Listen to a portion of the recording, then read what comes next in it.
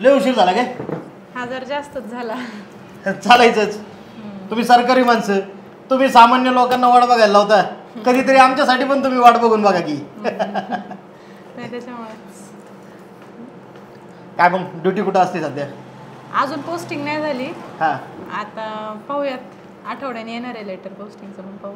चायला म्हणजे तुम्हाला मी वाट बघायला लागते मला की. वाट पाहावीच लागते. आम्हाला वाटलं आम्हालाच वाट बघायला लागते फक्त तासन 2-2 तास. मग तसं तुम्हाला बी 8-8 दिवस वाट बघायची म्हणजे सोपं नाही. अहो साधं माझं एकदा 7 बारीचं काम होतं तलाठी ऑफिसला. 2 आठवडे फक्त उशीर झाला. ते एवढं मला पण तळतळ आली होती. तुम्हाला तर किती.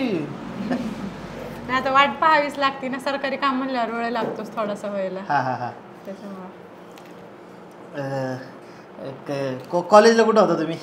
मी इथेच होते, आपल्या गावातलं कॉलेज आहे ना तिथंच होते. हा हा हा. तेच मग वडील मला म्हणले हाय ओळखीचं आपल्या, घ्या बघ भेटून तुम्ही एकदा, काय होईन ते होईन. हा बरोबर आहे. नाही मला पण तेच सांगितलं आईनी का भेटून घे म्हणून. नाही कसं आहे माहिती आहे का, आमच्या इथे एक तर तुम्हाला माहिती आहे आता सध्या शेतकरी पोरगा आणि त्यात पोरगी द्यायचं म्हणलं की आमकच पाहिजे तमकच पाहिजे. तेव्हा तर आमचा आता एवढा उशीर झालाय, तेवढं घरच्यांनी पण कसं जरा मनावर घेतलेले आहे. शेती बिती भरपूर आहे बरं का तशी आपल्याला, काय म्हणजे काळजी करायचं कारण नाही. 25 एकर क्षेत्र आहे आपल्याला, मस्तपैकी ऊस असतोय, थोडंफार आपल्याला तरकारीचा नाद आहे म्हाताऱ्याला, म्हणून 4-5 एकर तरकारी असते आपली, आणि बाकी काय नाही. मग ऊसाचं भरणं आम्हीच बघतोय सगळं. आणि समजा फ्युचरमध्ये मी जर माझं कंटिन्यू करायचं म्हणले तर काय हरकत नाही ना? काय माझं तेच तलाठीचं. अरे करा की बिंदास, त्याला काय अडचण आहे. उलट शेतकरी तलाठी उद्या की जोडीदार. मग त्याच्यामुळेच म्हणलं मी सरळ सरळच विचारावं. नाही स्पष्ट बोललेलं कधी बी चांगलं बरं का. आणि खरं सांगू का, माझी पण एक इच्छा होती लहानपणीपासून काय की आपली बायको आहे ना एक तर तलाठी असावा नाही तर वायरमॅन तरी असावा. वायरमॅन का बरं? मग शेतीला 2च गोष्टी गरजेच्या आहेत ना. घरचा माणूस असल्यावर काळजीच नाही, टायमावर 7-12 मिळाला पाहिजे म्हणजे बँकांचं कर्ज काढता येते, स्कीमा बिमांचं बघता येते. आणि नाही तर बायको तलाठी नसली वायरमॅन असली, उद्या टिपीचा काय घोटाळा बिटाळा झाला, लाईटीची काय गडबड झाली, घरच्या घरी 5 मिनिटात मोटरा चालू.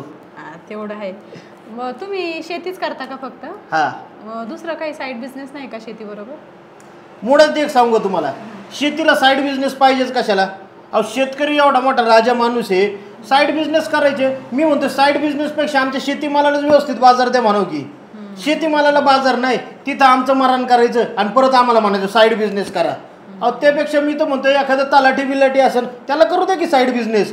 ड्युटी नंतर मोकळाच असतोय, 2 म्हशी घेऊन हिंड म्हणावं रस्त्याच्याकडे चारीत. बरोबर आहे तुमचं. हा शेतीच्या मालाला भाव भेटल्यावरती काय हरकत आहे तेव्हा. हा त्यामुळेच आमचं कसं आहे, रोखोक असते, चोळाचोळी नाही, डायरेक्ट इंजेक्शन. शेतकरी म्हणलं असंच असणार परखड बरं का, तुम्ही वाईट नका वाटून घेऊ. नाही नाही काय नाही एवढं. हा चांगलंच आहे. तुम्हाला काय शेती बिती आवड आहे? मला शेतीची आवड आहे. शेतीची आवड आहे का? अरे वा. म्हणजे थोडीफार करते घरी.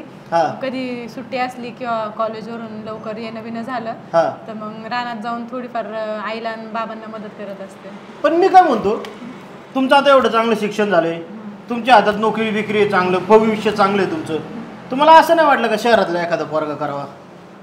नाही म्हणजे नाही वाटलं असं शहरातला करावं. काय काय काय करणार आहे शहरातला करून? म्हणजे तिथं सिटीत जाणं, ते राहणं ना, ते वातावरण चांगलं काहीच नाही. आणि आता गावाकडं कसं फ्रेश वातावरण, पहिल्यापासून मी इकडंच लहानाची मोठी झालेली आहे. आधी वाटलं होतं सिटीत जावं पण नाही, एवढं गावाकडंच चांगलं आहे वातावरण, सगळं सगळ्यांनी बघितलं तर हेच छान आहे. हा म्हणजे तुम्हाला आमच्याकडंच आवड आहे म्हणायचं.